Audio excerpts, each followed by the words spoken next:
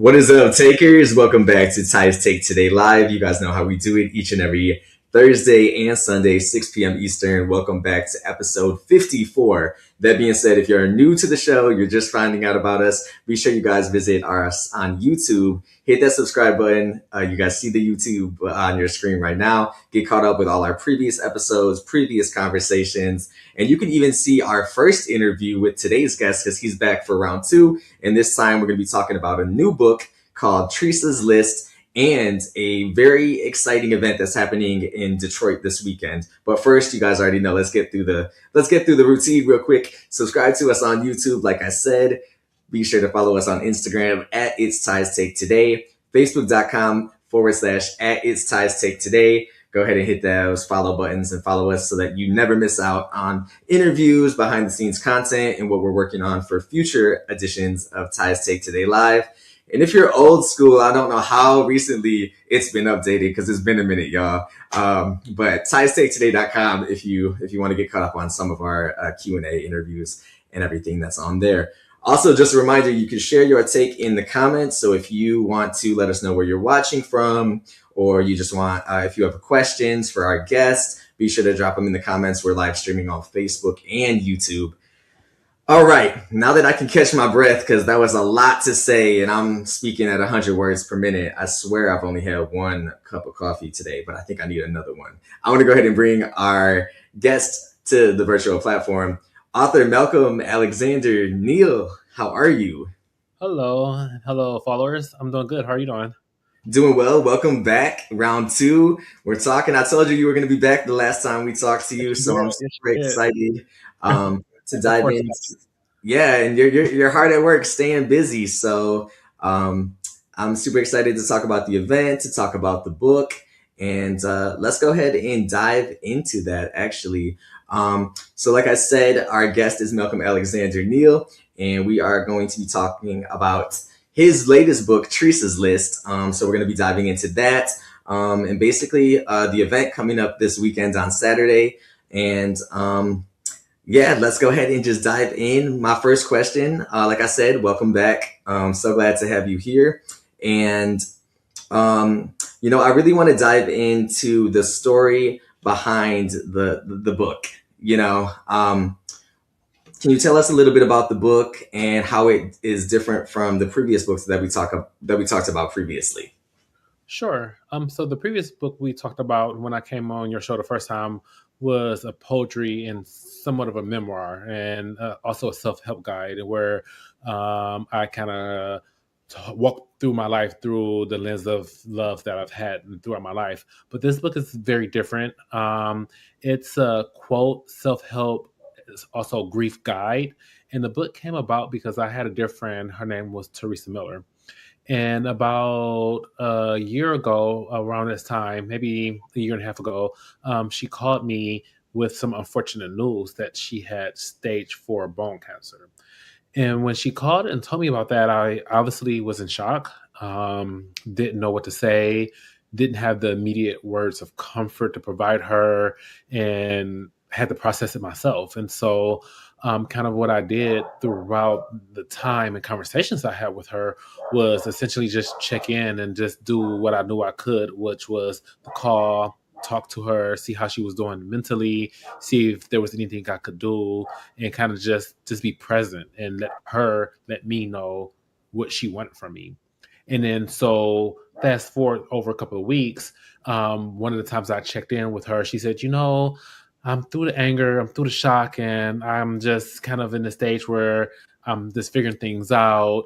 And we started talking about mental health because, as you may know, or I know your followers don't necessarily know, something about me is I have a long mental health journey. I like therapy. I've been through therapy, and I'm always been considerate of people's mental health and where are they. And also, I like quotes and words of affirmation. And so when I was talking with her, she was telling me about the stages of grief. And I was like, let me look that up. I hadn't really thought about mental health and grief. Everybody had their own mental health journey. And often our mental health journey is tied to what's going on in our life. And we kind of have like that microscopic, I'm going to therapy for this, And so I learned the tools and learned about mental health through that lens. And so I decided to do some homework and I learned about the 6 stages of grief. And once I did homework on that, I asked her, like, what stage are you in? Do you want to talk more about it? And through those conversations, one day she told me, excuse my language, she's like, I wish I had a list for this shit. And I was like, a list for what? Does that mean? And she's like, well, I'm trying to figure out what to do with the house. I need to figure out what to do with the animals, the life insurance, all these things. I need a guide. I need a list for this stuff. And I recently was depressed. Right now, I'm trying to get to this testing stage, which is essentially trying to like figure out how to exist right now and test the small things, and kind of cope with where you are right now through the process, while you're still trying to push along. And so that's where she was at in terms of her mental health at the time when she was telling me about the list she wanted. And so I kind of had an aha moment. I was like, well, I think I think I have a book in my head, and if you don't mind, and with your permission, could I write that list out for you? And could I talk about the stages of grief? And could I do something in your honor? And she said yes. And so I didn't exactly know the format per se, but I just knew it needed to have those ingredients that I just listed. And I did write a poem, and I did write a few things that she was able to see before she passed. She passed last year, September, and so she did get to see a few things, but she didn't get to see the book itself. And so it so happened that I finished the book this past June around her birthday, and I shared one of the copies before I edited a few times with her sister, and then since then her sister got the first printed copy, and her sister actually is going to be at the event that I'm hosting this Saturday, at the Detroit Edit at 1600 East Grand Boulevard. That's about grief, and so essentially that's how the book came about. Absolutely. And we're going to talk more about the book as well as the upcoming event. We have some images we'll share as well. All right, Malcolm. So I know we mentioned that you were on the show about a year ago, last year. So what have you been up to lately? What have you been working on? I know you're always working. So can you tell us a little bit about what you got rolling up your sleeves?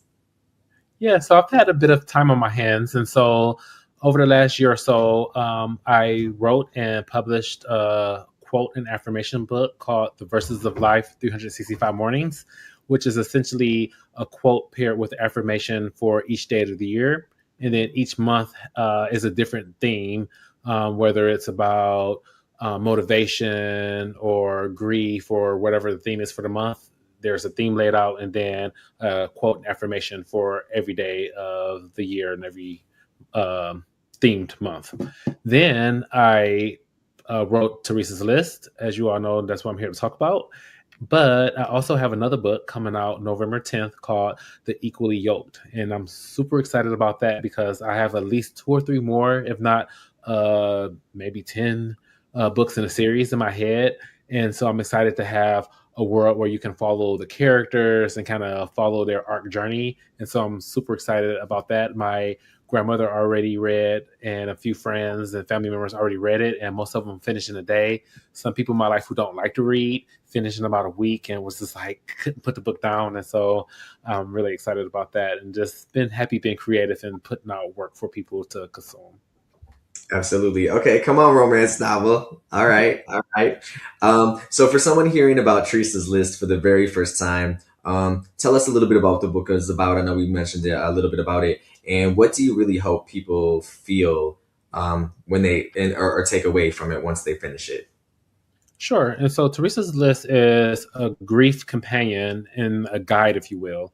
And so the book is divided into two parts. Part one lays out the 6 stages of grief. And in each chapter, for each stage that it talks about that particular stage, like for example, the first chapter, shock and denial, it explains to you what is shock and denial, what's going on with the person who's facing mortality, and how do they grieve and deal with shock and mortality. I mean, shock and denial. And then you also have people who are the ones who live, the loved ones who walk along the side of the persons who are experiencing cancer or experiencing this potential mortality. And so, how are they in shock and denial? And also, how should they help the person that they're supporting deal with their shock and denial? Because there are sometimes things that you shouldn't say or things that you could say in comfort. And so I try to explain the psychology of that. But then I'm a quote and affirmation person, as you all know. And so I provide quotes and affirmations for the person, whether it's they're the person experiencing that or the loved ones, to be able to have words to comfort them and give them guidance while they're in that particular stage. And then in each chapter, beginning and end, I try to provide resources based off of the stage of grief so people can have numbers to call. Like, for example, for the depression chapter, if a person is unfortunately feeling suicidal, I put the suicidal hotline number, and that way that I'm being cautious and aware that there are resources that people would need depending on which stage of grief that they're experiencing at that moment. And I also like to remind people grief isn't a ladder. And so you could get to depression and then go back to shock and denial, get to acceptance, and then go back to the testing stage. It isn't a perfect ladder or unilateral thing. It's kind of whatever you're feeling and whatever stage you're in at that moment. Then the second half of the book is literally Teresa's list, the list that she wish she had. And so the various chapters in the list part of the book is just like a list for what do I do with the car, a list for how do I deal with insurances, and kind of like a checklist to help a person not kind of figure everything out, not to have to go to Google, not have to go to AI, have everything within one area where they have that list for themselves to be able to kind of have a guidebook and a workbook to be able to kind of organize life. Because when you're going through this hardship and you experiencing these things, you don't want to have the extra homework of figuring this extra stuff out. And so it's kind of all together in one big guidebook and companion for you.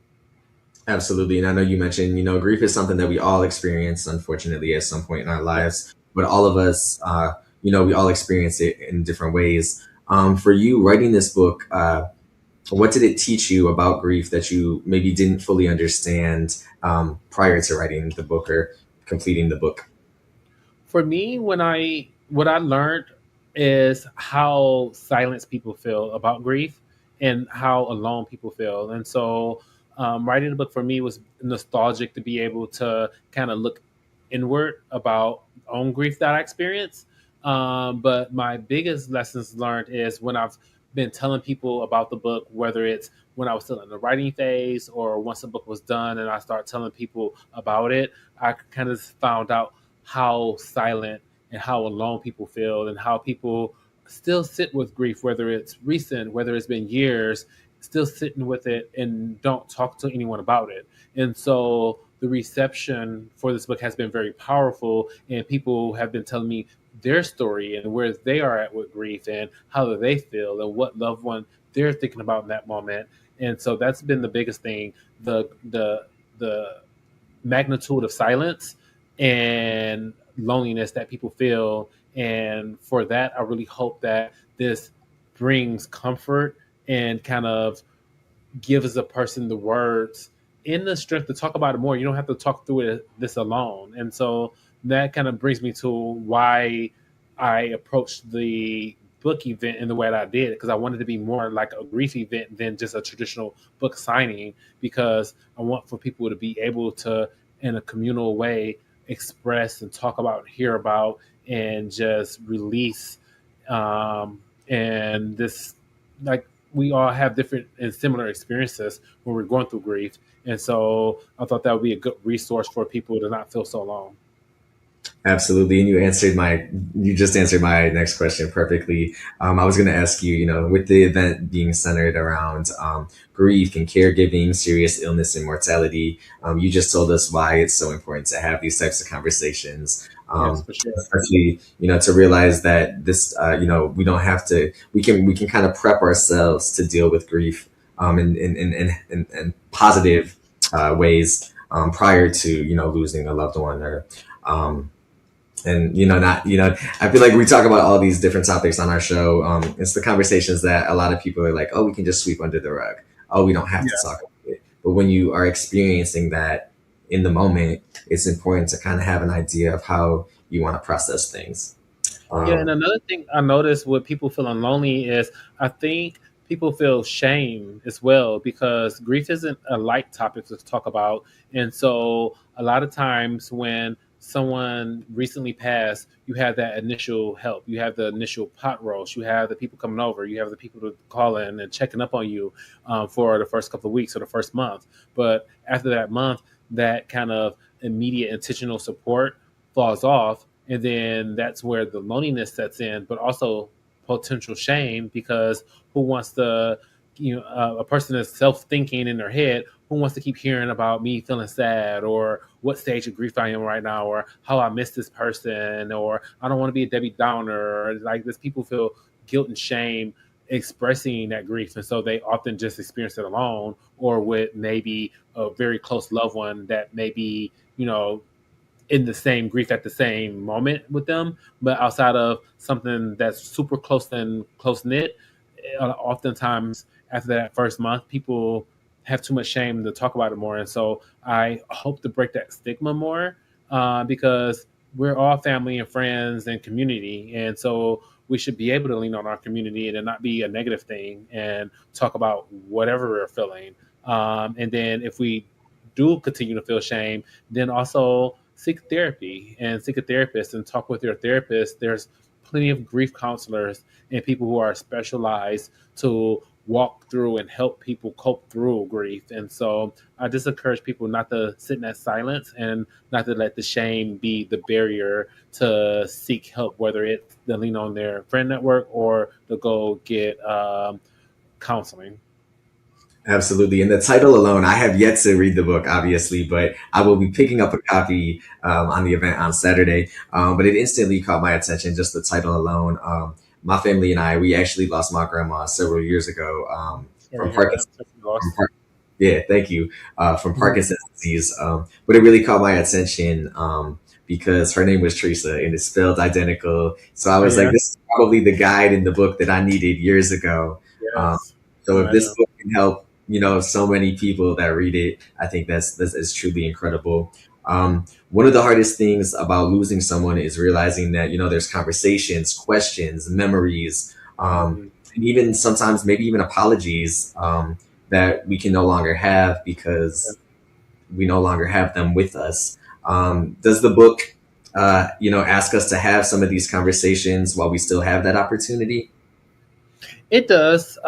It talks about that in various stages, but definitely kind of when you get to the testing and acceptance phase, it encourages people to talk about that.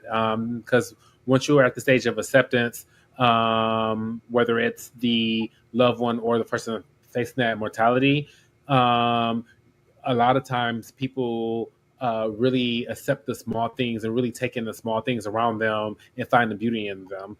And then they also are usually at that stage start to make amends and start to make sure that they leave nothing unsaid. And but throughout the book, it kind of have hints of encouragement of doing that. But then when it gets to the testing and acceptance phase, it's more spelled out. Absolutely. And for someone out there who may be watching or may pick up a copy of the book or attend the event this weekend, someone that's currently taking care of a sick parent or grandparent or spouse or loved one, what would you like? What would you say to them? They're feeling exhausted, overwhelmed, and maybe they feel like they genuinely just don't have the time to even process their own emotions at this point. I would say just always take a beat and a breath for yourself. We can't help others without our own self being healthy. And then if they do take a beat and a break and a breath, and they want to lean on the book as a resource, the book does a really good job at trying to help you identify where you may be in your journey of grief. And then for that caregiver, it really provides the do nots and the do's of what to say, and kind of how to help you navigate that particular stage of grief, both for yourself, but also to help you observe what stage of grief your loved one may be in and how to help them. Like, for example, some of the earlier stages, the depression, the anger, those stages are hard to deal with. Those emotions, whether you're grieving or going through something else in life, are hard emotions to navigate and to care for someone when someone's in depression or someone's angry about life for whatever reason it is. And so the book tries to help you identify, okay, they may be in an anger stage right now. Don't say this because you're going to make them angrier. And maybe do this to try to comfort them and to try to provide reason or help lower the anger in this particular situation. And so I try to provide that because when my friend was going through this, I didn't know what to say. And so I often just sat in silence and kind of let her guide me on what she needed.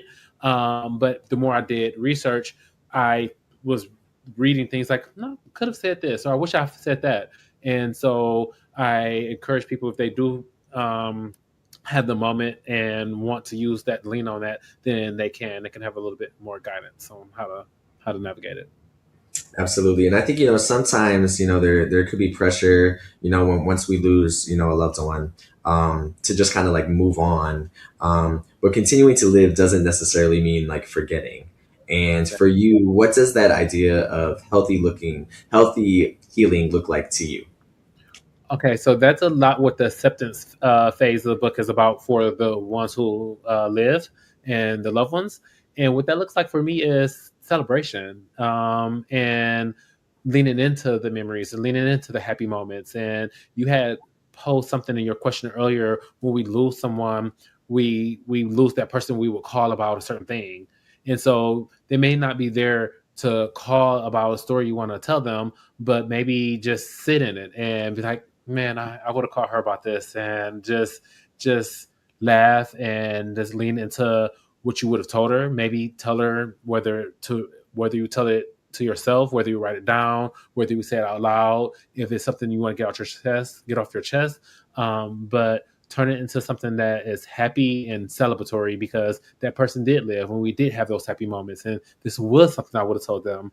And yes, it's sad that I can't now, but it's still the beauty of that relationship. It's still beauty in that connection that you had. And so try to lean on the positive aspects of it and the beauty of what you had with the person that was in your life that you lost, versus they're not here anymore. Absolutely. And Malcolm, for you, do you believe truly that grief really like ends, or do you think we simply just learn how to carry it differently?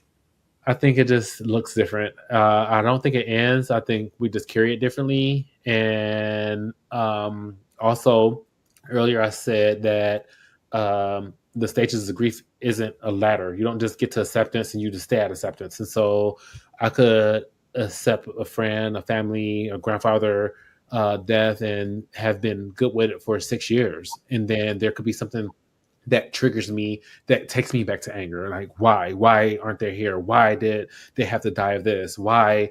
And so I would just encourage people to, one, you aren't going to always stay in the more unpleasant negative stages of grief for forever. You will grow, you will learn to cope with it, and there could be um balance of harmony and grief living together for a long time and maybe for forever. But you may also backslide. You may also get triggered, and that's okay too. We just get back up on our feet, learn what triggered us, grow from that, and just get back to the stage of acceptance because we also must live on and enjoy our life.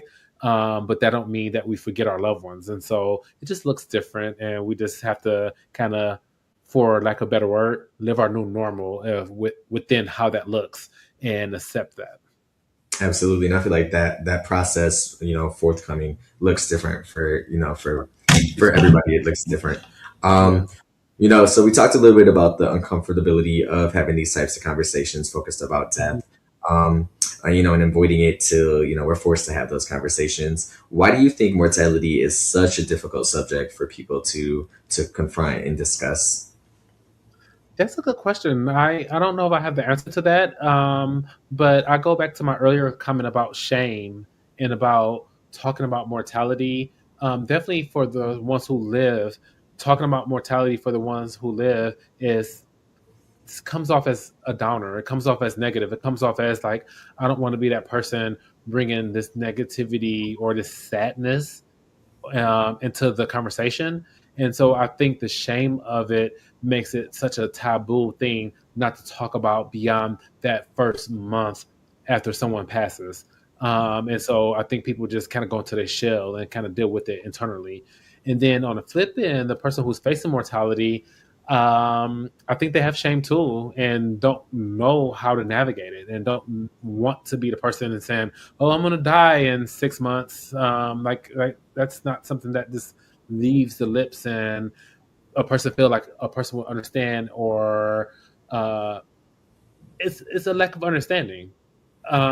Like for example, with my friend Theresa, because I went and I learned about the stages of grief, when she did talk to me, I set from uh, a lens and the ears to be able to understand and just accept what you're telling me, what you're giving me. And so I told her, it's like, nothing you say is going to break me. I'm going to stay strong for you. And I'm going to be where you need me to be and listen to your stories and where you are at. And so I think this topic isn't talked about enough, and there's not enough education around it until we're forced to be educated about it, until we're forced to face our grief, till someone is in either one of these buckets and facing it is when a person either learns about it or never learn but go through these experiences and don't have the tools they need. And so I think it's the lack of knowledge and then the shame, why it's so hard to talk about. Absolutely. And is there something you hope people start saying to their loved ones after reading Teresa's list that may not that they may not have had the courage to say before? I think people should never forget to say "I love you," and then also have your affairs in order. I wrote it so people can have less of a weight to lift if this unfortunate event or when this unfortunate thing happened in their life, because death is imminent. It's something that we're all going to experience, and we're all going to die one day ourselves. And so people shouldn't wait until grandparents and parents and our own selves are older to write wills, to think about death plan, to think about health and who has the power of attorneys and just all of the business housekeeping aspects of it. Um, that's something that we should think about earlier. And so many of us think about it after the fact or face nightmares after the fact when things aren't in order. And so that should be something that's just more commonplace and something that is just in order, and we just only update it every couple of years or every 5 years. And then just always remember to just tell people how you feel about them and that you love them. You don't want to get to the shock of denial and or be in a testing phase and like, why, and don't leave me, or I wish I had said this. And so just don't leave anything unsaid if you can. Absolutely. Absolutely. All right. So this Saturday, of course, you're bringing Teresa's List home to Detroit for a Yes. community conversation on grief, healing, and mortality. Why was it so important for you to create an actual space for people to come together rather than, like you said earlier, simply it just being a book signing and like an author type of chat? Two things. One, I wanted a way to honor Teresa, and I invited her family, and it just so happened the stars aligned to where on Saturday her sister and her sister's husband and a few of the family members are going to come to the event on Saturday. Then on Sunday they're having their own personal memorial. And as you know, I don't live in Detroit anymore. I'm from Detroit. I'm from Michigan, but I live in Mexico right now, and so I mostly virtually put together this event with help from family and friends. And then I flew in a couple of days ago. And so the stars aligned to where that we both were wanting to memorialize Teresa the same weekend. And so I partly did it because I wanted to memorialize her and do something in her honor. And then also kind of just in her honor and her teaching me this life lesson, I wanted to give back to Detroiters. I wanted other people to hear about some of these resources and things that they could be doing to be proactive, but also hear about the stages of grief and hear from others about their grief and maybe help make the topic of grief less taboo and kind of break that shame barrier a little bit more. And so I hope I achieve all three things with this event on Saturday. Absolutely. And we're going to throw up some pictures to let everybody know who all is going to be at the event. But as these images slide and transition throughout the conversation. Can you take us inside Saturday? What can someone expect when they walk into the Edit Detroit at noon? And, if somebody's watching this interview and our conversation today, and they're thinking about maybe wanting to go, but maybe they're shy or maybe they're not sure. Take them through the day. Like, what can we expect from Saturday without giving it all away? Sure. And so I have a couple of local Detroit artists that will be kind of helping me present grief from their own experience and narrative. And so when a person arrives at the event, there's an artist called Carl Kingston, and he's a Detroit filmmaker. He won the 2020 Kresge Gilda Award, and he's the creator of the Grief Therapy Theater. And I'm going to have two of his short films on play and loop doing the arrival rundle, and so people can hear how he took his grief and put it into artwork form. And then I have a dear friend. Her name is Ivana Precious, and she's the CEO and owner of Precious Media, and she will be moderating the panel. And she will be the person that's guiding myself, Carl, and then another poet through conversations about the 6 stages of therapy.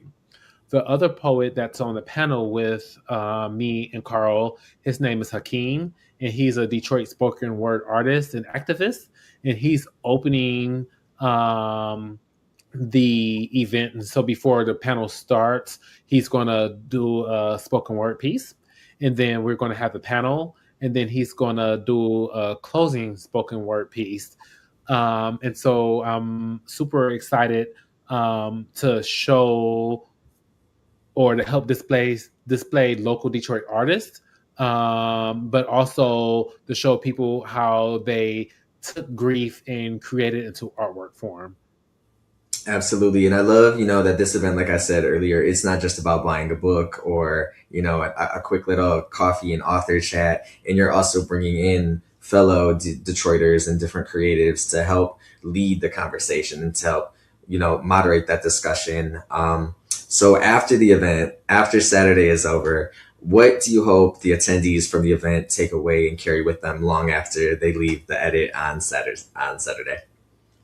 I hope that they learn from all of our experiences that you can take grief and grow from it. And then if you are creative, then you can create from it. If you aren't creative, lean into what is your passion or your purpose and something that you want to channel your grief and do with it. And I hope that people learn about the stages of grief, but arrive at the stage of acceptance and arrive at living their new normal and celebrating their loved one and kind of shying away from the sadness of it, breaking down the barrier of shame and celebrating the person life daily, because life is beautiful and their life was beautiful. And so I hope that they just celebrate it and just release that sadness because it's not necessary. I get it. And I'm definitely sad when I lose someone. But there were a lot of good moments that we can lean on. And so we should lean on those good moments and memories and smile in their honor. Absolutely. And before we tell everybody where they can get tickets and jump into a little bit of a fun little game, I honestly want to leave and end where we began with, the whole idea of a list and creating that list. So if every person that watches this video or attends the event on Saturday had to create their own list, not a list of things to buy, but a list of the people they love, the conversations they need to have, or even the healing that they need to pursue, and that maybe some things in life that they still want to live or achieve or do.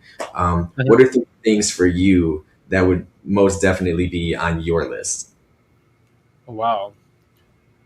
I would most certainly been through so much therapy and like doing inner looking and also thinking about like relationships. One of the things would be make sure all relationships are in order. And so whether they are relationships that I feel okay with in terms of that they ended, even though they ended, reach out, talk to them. Like I make sure that the way you feel settled, they may not feel settled. To make sure that the full circle is there. So I'm really definitely much about relationships, whether it's familial or friends, and so that's one thing that would be on the list. Um, and then just experiences. I am a traveler, and I'm a family person, and so I will try to really lean in on having as many experiences that I could have during those last whatever the imminent time is. And then the third thing is I'm so used to being the caregiver, and so it would be weird and it's hard for me to receive care or people to help me. And so one of the things that would definitely be on my list would be to make sure the will, that everything is in place to where if someone had to bury me tomorrow, it would just be everything is done. He already planned out his funeral. We just have to show up and just follow this list because I wouldn't want that burden on anyone. Absolutely, absolutely. And that being said, I'm going to go ahead and pull up the main graphic. If you could tell everybody again where the event is, where they can purchase tickets. All right, so Theresa's Lift, Grief and Awareness Book Signing and Community Conversation will be at the Edit in Detroit on 1600 East Grand Boulevard from noon to 3 this Saturday, August 29th. I hope to see you all there. And then, Absolutely. if you want to purchase a copy of the book, you can purchase it on versusoflifebook.com, or you can purchase it on Amazon. You can purchase tickets on the scan link that I just put up in the top left corner. And you can check out my socials, Versus of Life Book, on Instagram and on Facebook.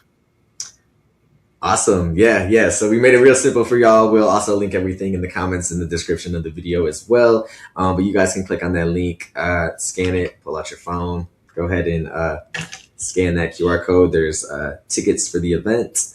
And all right, so now we're gonna play a fun little game. As you know, usually we play like a quick rapid fire random questions. But since we're, Teresa's list, it's all about lists. Okay, so we're gonna play a game called Keep It on the List. All right. Um, Malcolm, you ready? I'm gonna go over the rules real quick. All right. Let's hear Um, it. so basically, I'm going to give you different things that people might put on their personal life list. So you have to tell us whether you're going to keep it on the list, cross it off the list, or move it to the top. And then for Okay. some of them, you can even explain why you made the decision that you did. All right. Let's hear it. Let's All do right, it. let's go. First round is going to be focused on life. All right, so taking a trip that you've been putting off. Oh, keep it. Move it to the top. I was just saying, we know you're a traveler. You already told us this. Get on a plane. Jumping on the phone and actually calling or FaceTiming an old friend that you may have not talked to in a while. I'll move that to the top as well. Yeah, Finally telling someone that you love them. move that to the top. I'm a lover. If anybody read any of my other books, I'm such a lover.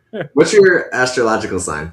I'm a Pisces, and Oh, my ascendant is Aquarius, and my moon is a Scorpio, and so I'm, I got a I water feel like sign I feel like there. I should know all the individual ones. I'm a Cancer, and we love Okay, hockey, so okay, I okay. I can relate. Forgiving someone who hurt you. Keep it on list. Keep it on list. Okay. Um, I actually just talked about forgiveness yesterday with someone, and they liked what I said. And the reason I didn't say move it at the top is because I have caveats there. But a person that's facing mortality, maybe you want to move it to the top because you might not be here tomorrow. However, um, the person that I was talking to, she's not close with her sisters right now, and most people said, them are your sisters, that's your family, you need to go forgive them. But she was grateful with me because that wasn't my immediate response. That wasn't my immediate response because I didn't know the nuances of the situation. And so my response was, have peace in your life, have happiness in your life. If these people aren't bringing you peace and happiness, then when they can and they understand what your boundaries are and why you all aren't talking, and when they can and they have grown and you can accept them because they have met you within the boundaries of where you need to function and have peace in your life, then yes, forgive them, hash that out, and then y'all can live in harmony and in peace. But if they're gonna just come back in your life and continue to do the same thing that was the reason why you had to cut them off, then why would I tell you to put unhappiness into your life? And so kind of the same thing. Keep it on the list, but I don't know the details of that. And so I wouldn't want this person to have unstable or happiness or displeasure in their last moments, last months, or whatever, however long they have. And so keep it, but there's some caveats. So I'm not gonna move it to the top. I'm not gonna force the person, but consider it. Complete. No, I understand. Starting over at 50, Starting over in what way? uh, Like like a new career wise. career? Oh, why Yeah. not? Keep it for sure. It's never too Going late. going after a dream, even though people think you're crazy. Keep it. All right, round two, relationships. All Keeping a right. relationship alive simply because of history. Scratch that immediately. Too many people do that, and it is a huge no-no. And my relationship advice is usually I don't advise until people are asked, and I also don't advise people to break up. I just pose questions and or tell them my own experiences. But I'm always hearing because of history, and that is, to my mind, not a good enough reason. It's okay, sure, there was history, there's memories. Celebrate them, move on. It happened. That was great, but bye if it's not a good relationship. You said write it off. Immediately. Apologizing even when you don't think you're completely wrong. Okay, I'm not going to scratch it immediately. I'm definitely not going to move it to the top, and I'm not going to lightly say it should stay on the list. I'm just going to say consider it, but use it as a tool. If there's space to apologize, to diffuse the situation, and to try to get the person to be on the same page so y'all can meet eye to eye, use it as a tool. But I'm not going to tell people to lightly give up apologies, but also don't be stubborn. Like it's a two-way street with a conversation, and so try to navigate that, make sure it provide balance, because often maybe you were wrong about something or something you was wrong about. We're not 100% right. And so find within that wrong and right where you may have been wrong and give a little rope so the person can give you a little rope on the other side. Telling your family what you actually need from them. Move it to the top of the list. It's such a hard thing to do, but we need to do it more. I need to do it more. Same. Same. Y'all are watching. Y'all already know. Next, we're gonna go to the next one. All Um, right. spending more time with the people who make you laugh. At the top of the list, we should always laugh and just enjoy moments. It's important. Setting boundaries with someone you love. Top of the list. That's hard to do sometimes, but top of the list.